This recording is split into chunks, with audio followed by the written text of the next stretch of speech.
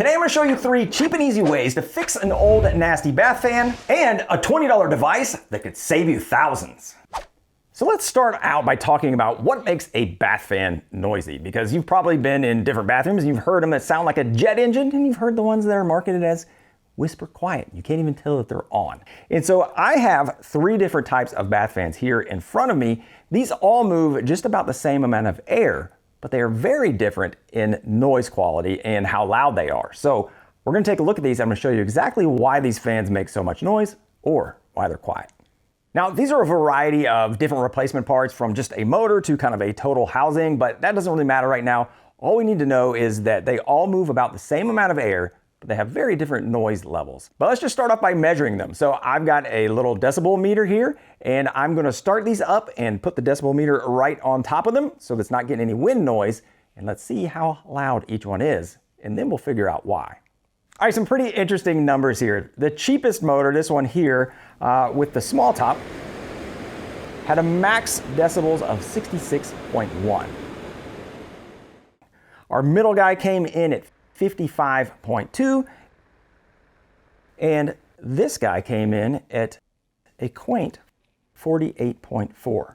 And if you're keeping score at home, that is not a linear scale either, so those differences are even bigger than you think they are. I'll let the comments tell everybody about decibels and what that all means. It also matches up to kind of what they say on the boxes, which they call zones. And to be quite honest, I have no idea what a zone is. But this one is 0.9 zones, so, and it even says, I think on here, like whisper quiet. And this guy is 2 zones, so it says this is basically twice as loud. And that zones is supposed to be linear, not what the decibels is. And this guy doesn't even have a rating, but I think it's about 3.5 or 4 zones. Now, all 3 of these motors put out about the same amount of airspeed, or CFM, which stands for cubic feet per minute. These 2 have 50, and this one has 60, but those are close enough, we'll just call it all the same. But why is this one so much more quiet than that one? And that's because the air movement is basically a combination of the size of the impeller and the speed of the motor. So how fast this motor is actually spinning and how big it is tells you how much air movement you're gonna get, and we're getting it all the same. So the larger your impeller, the slower you can run it, and the slower you run the motor, the quieter it is. And that's what the difference is. So let me show you the numbers on each one, and you'll see how that works out. Now, our loudest one, this goes the fastest. The motor here says 2,500 RPM. And that's because the impeller is only 4.5 inches in diameter, and it's only 1 inch tall. Now you compare that to this middle guy. Now we've got a larger diameter on the impeller. This is a 5.25 inch impeller, but it's twice as tall at 2 inches, and that lets the motor go less than half the speed. This is 1,080 RPM, that's why it's quieter. And then we go all the way up to this guy, and don't worry about the housing, we measured the volume from above. And this guy is 3 inches tall, so 50% taller than this one at the same size, 5.25. And the RPM on this motor is 970 RPM. That's why this one is the quietest, because it just runs the slowest. So the next time you're out at a McDonald's and you hear this super loud bath fan going on, it's probably a little itty bitty impeller with a super fast motor. Now, there are a lot of different options for bath fans and replacement parts, and most of these boxes that I bought were actually open, meaning that they'd been returned. So there's a lot of confusion out there. So hopefully this helps you kind of understand it. And if you're looking for a quiet bath fan, you want to make sure it's got a big impeller. You can almost just look at it just like that. And this will help you in that decision-making process to make sure that you're getting what you need. But what we really want to talk about is what these upgrades are and how we can get them done. So let's jump into the first one. Now, this first bath fan upgrade is by far the easiest. You can definitely do it in under 5 minutes. And that's to upgrade the aesthetics of your bath fan. Now, I remodeled this bathroom a few years back, and everything in here looks great, except for the one thing I didn't upgrade was the bath fan cover. And honestly, it's a little yellowed, and I just don't like the way it looks. The nice thing is, it is super easy to replace. All you have to do is just grab it and pull it down. It's on a couple springs, and just take it right off. Now, you could just give this a good cleaning, but I think it's even better if we could get some replacements. So let's look at some options. There's a few different options for how to replace that. And if you just wanted a newer one that was white instead of yellow, you could get one of these. This one has a little bit different design on it, but you can still get that concentric design of the other one. This guy will cost you about 12 bucks, and it has these little springs in it, just like the other one does. And you could just plug that right back up there and get a fresh new look. To install this new one, all I need to do is just pull in the clips and put them in those same gaps. And just like that, we've got a brand new cover. I don't know though. I think we can do a little bit better. And if you wanted something a little more modern than this one, they've got this guy. And this guy is huge. It is not a Starlink, this is actually a grill cover. But you can see how much bigger it is.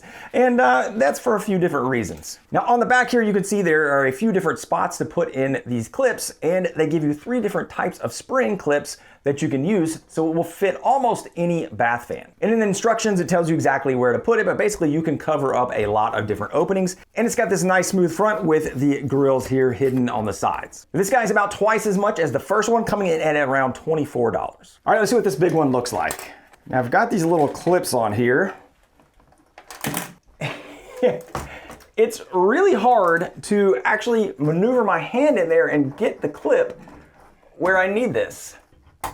You need like raccoon hands to do this. This is not working. Now, I'm sure with some finagling, I could get this in there, but actually there's another option and I think it's gonna work way better. That is this guy, which is a little more sleek than the last one. It's got the kind of straight edges versus the rounded curves, but it's also got a really cool feature that it's got a magnetic cover. So you can take it off and there's a little clip here. So if you wanted to put it on, take it off to clean it. This one comes in at $34, about $10 more than the other one. And it does have on the back here clips for, again, covering a wide variety of different bath fans. I was kind of wondering why they would have magnetic, and then when I tried to install that other one, now it makes perfect sense. Let's see how this one goes. All right, now I can just reach inside this one, and that is easy peasy lemon squeezy. And now I can just snap this on, but they've got this little cool clip which hooks on right to this little piece. So that way, if I need to work on the fan or something, I could just pull it down, but I can just slap it right back up with the magnets. And I think that looks great. This is definitely the one I'm gonna go with. All right, the next upgrade that you can do for your bath fan is actually add a little light. So in this bathroom, we did remodel this one as well, and we put a nice new light up here above the vanity, but this does not have any windows like that nice bathroom we had downstairs. And so adding in a little extra light might be good, or you might just have a bath fan that already has a light in it. And so you have some options there. So this is just the same style cover that we have, except now we have a light in it, and it's got a little plug in the back here. I'll show you exactly how to install this, but it's pretty simple. You can plug it in and have a pass-through for the motor, so you don't have to do any other rewiring. Now, this guy comes in, I think, at about $34. Now, all these ones that I'm showing, these are all from Broan-NuTone. This is not sponsored by Broan-NuTone. They're like the monopoly of bath fans. And so when you go to your local box store, you're most likely going to see Broan-NuTone for a lot of these upgrades, and it's probably what you already have installed in your house. But there are some other options if you look online. Now, they do also have another version of this, which is this guy, which actually has a Bluetooth speaker in it, and it kind of looks the same. But honestly, I don't love the looks of this. This guy comes in at $90. For the extra $56, I would pass. I'm not going to pay the extra money for a Bluetooth speaker because I've got several of them, and if I wanted to listen to some music in the shower, I'd probably just use one of those. But I really don't like the looks of either of those. I really love the look from downstairs with that magnetic base, and it was really easy to install. And they have the same exact one except with a light, and that's the one I'm going to go with. So let me show you how we put it in. All right, so it's super easy, just like we did last time. This will go really fast. Now this upgraded version with the light will come in at $50, 16 more than the regular one. Now to hook up the light, all I need to do is just unplug this plug from the socket that's up there. And then we've got the little pass-through socket on this guy that we can plug right into it. Now honestly, I kind of like the other one better because the right angle, this one kind of sticks down a lot further, but looks like it still works. All right, there we are. Let's see if it works. All right. Ooh. Now you can be lit like a king while you're doing your business. So this is a great option to add a little bit of extra light to the shower. The one downside is that now that light and that fan work together. So when you turn on the light, the fan is gonna be on, it's gonna be a little bit louder, but when you're in the shower and you need that light, that's probably what you need also. And when you're, doing your business, you probably want that on as well. You nasty. Now, the third thing that we're gonna do is addressing a noisy and rattling bath fan, just like this one that we have up here. This bath fan is over 20 years old and original to the house, and it is sounding pretty bad. This thing has both a rattle and it's just loud in general, so I think we can fix both of those. Now, this bath fan already does have a light on it, and it's kind of actually got a cool feature because I can turn the light on without turning the fan on. Or vice versa. Which is pretty cool, and we're gonna use that to our advantage, I think, a little bit later. But this one comes down a little bit differently. So instead of pulling down the outside, you're actually gonna remove this globe first, and then you should see a little screw under there that you can take out. Oh, hey, there's a dead fly in there. So if you take out the light bulb, then there's a little cap nut right here that you can unscrew. And then this is just plugged right into the socket right there. So if you look up here, we have two sockets. This was the one that the light came out of, and then this is the bath fan one. So that's how we have each of these controlled on their own switch. Now, this actually doesn't look too horrible. It's got a lot of cobwebs. So the first thing we're gonna do is just clean all this up and see if we can tighten things up and get it sounding a little better. While I'm at it, I don't think we've ever done the cobwebs in these corners. Good Lord. I got it cleaned up, and now I want to turn it back on and see how loud it is. That's actually not too bad. So what I'm seeing is that I think all of that rattling was coming from the light fixture. We can easily replace that, but the noise, this is still a little loud, but I can actually see the model number in here. And going back to what we talked about earlier, this guy is 50 CFM, and I can look up there and see it's that itty bitty impeller. And I can't see how fast this runs, but I can bet you that that is a really high speed, and that's why it's so loud. So I'm gonna go ahead and take this down, and we can really check it out and see what it's like, and then see if we can find a better replacement that's a bit quieter. All right, so I'm gonna go ahead and unplug the fan. Now, to take this out, there should be a screw here, but there is not. But there's a little tab, and I'm just gonna pry that out. So I'm gonna take the putty knife and just kind of wedge this out. There we go. That little clip right there is what you want to get loose, and now we just kind of teeter this out. And if we wiggle this thing out, now we have the whole motor with the motor mount. We can replace this whole thing, and maybe we will. We may replace the housing, maybe not, but let's just take this down to the bench and check it out.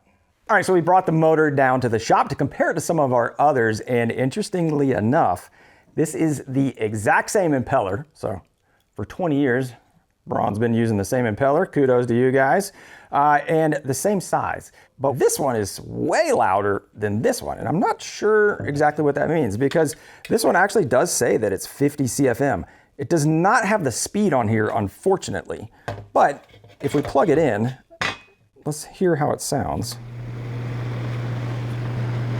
This guy is only 57.5 decibels.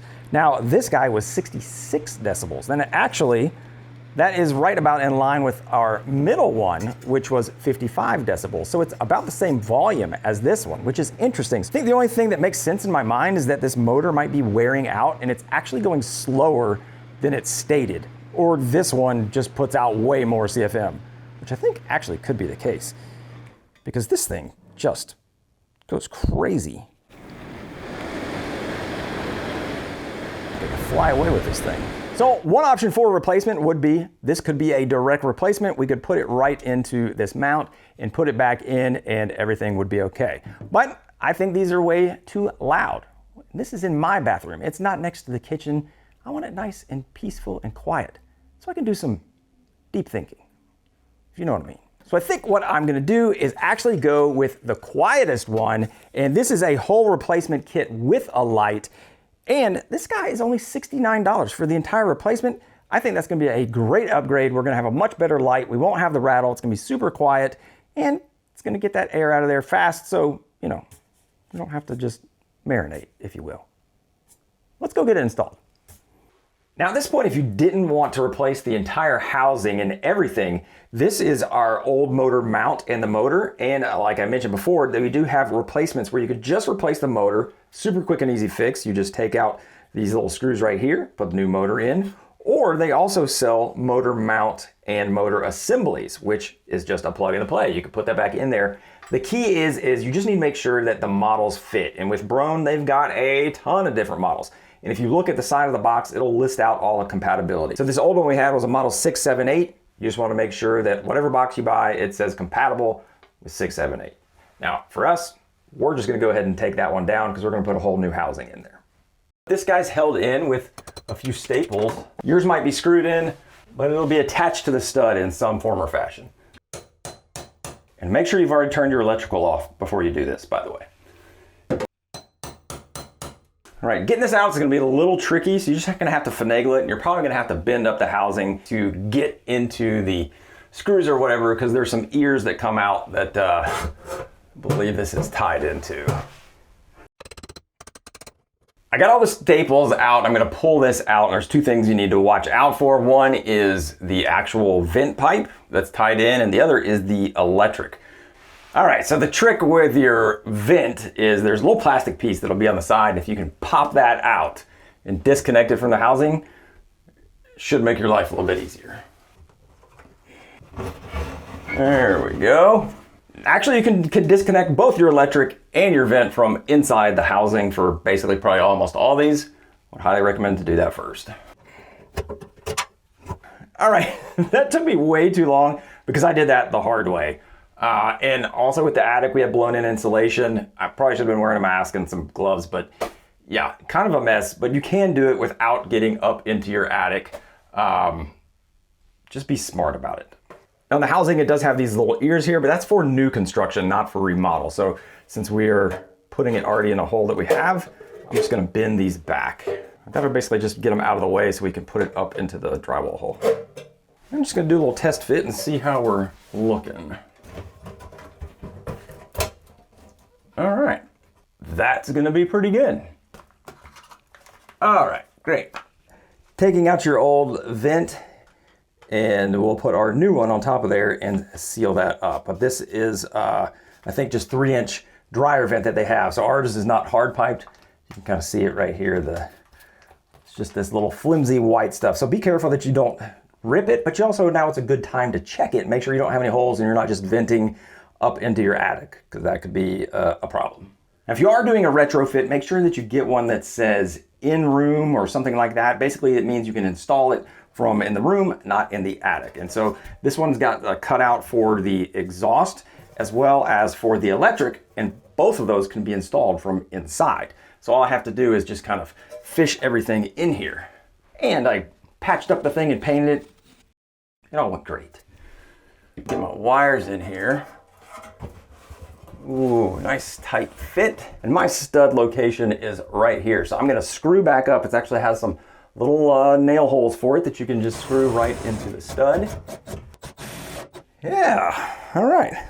So it's really a pretty clever design, and I'm really liking this fan. It's only $69 if I hadn't mentioned that. Again, there'll be a link down in the description to it, but all I need to do is just run the wire in through here, and then this box actually goes in and sticks on the outside and is covered by this guy, which has our little connectors on it. So I'm just gonna use some of these little Wago connectors, so I don't even have to use wire nuts. It's just open up, snap it down, and it should be fine, because this is really low amperage, you know, and these are fine for much higher than what this is for.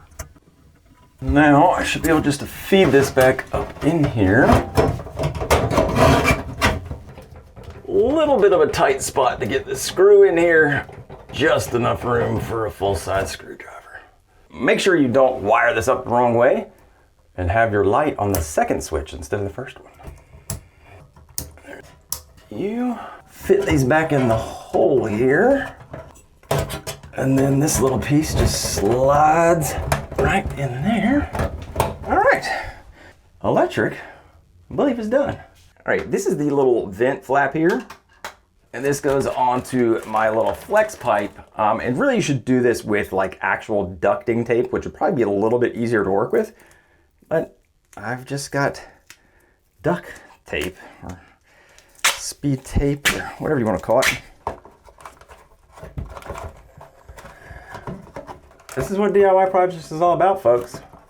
Sitting up in the ladder in a weird spot, cussing under your breath or out loud if nobody's home, and dropping screws on the floor. Yes! This is extremely sticky tape. So I got basically one shot at this. Ooh, perfect size. Seal it all down. And there you go. It's as easy as that, folks. I just have to find that screw I dropped and attach it and we'll be good. Now it's time for the victory lap. Just grab your little housing and this should fit right up in there. Unless you did something really wrong. Make sure you get these good and tight, because if you don't, then that could be a cause of some rattling. Now, plug our fan in. And I am just going to check my light switch. And no, I did not turn the power off. Oh, yeah.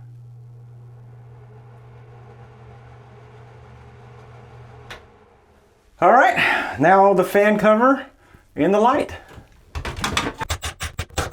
Now we've got an electrical connection right here for the light. And I can just clip this guy in and we'll be done. They even give us a little peel. Let's see if it works.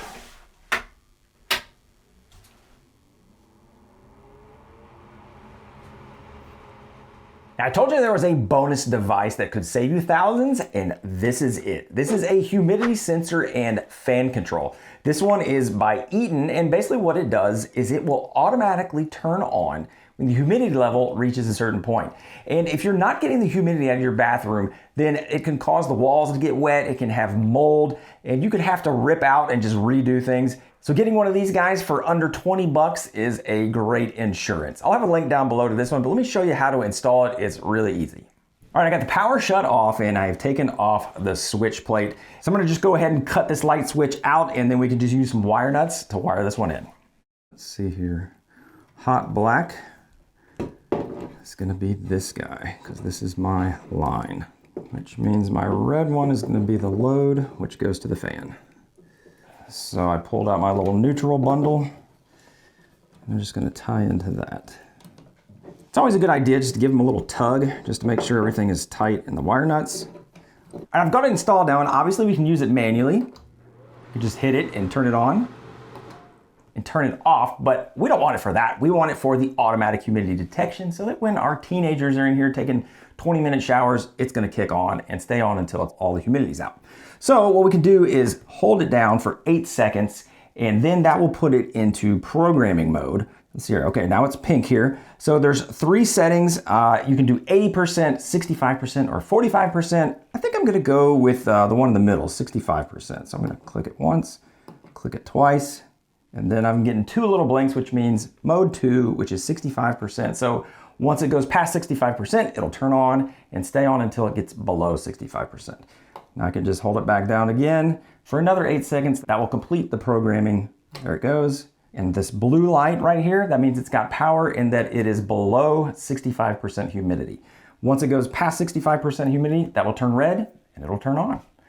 If you want to see how we remodeled these bathrooms, you can check the video out right there. Or actually, I think it's right there.